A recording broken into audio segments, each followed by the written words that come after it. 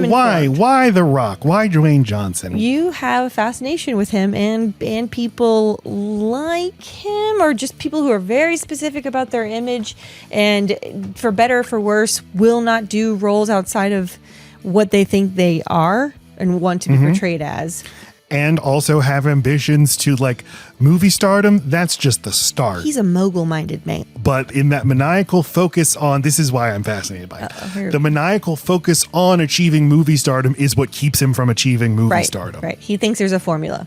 Even though, by all accounts, by all metrics, he's been a very successful movie star, certainly one of the most famous people in the world, somebody with pretty high approval rating, but I don't know how long ago I started to notice that he stopped being interesting in movies, literally stopped being an interesting actor, and the movies started suffering. And I feel like people have totally come around now. Yeah. Especially, I think Black Adam was in 2022, the one where people finally noticed.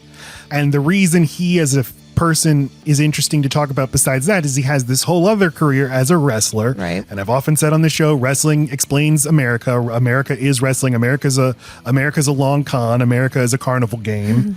and wrestling, that's what wrestling is. And you can never forget that The Rock not only is a wrestler, but is from an extended wrestling family. This movie felt like, while watching it, felt like, what if we take a persona from the ring and just made a movie out of it? So many wrestling, I think he even dropped an elbow.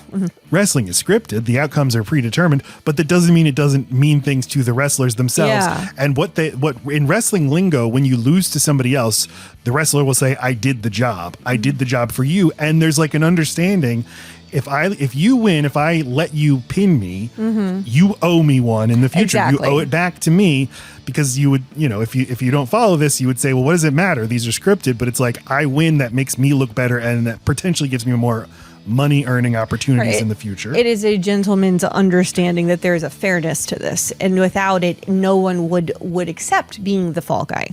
Seen through that lens, his very calculated way of looking at his career maybe makes a little bit more sense. Where he just wants the W.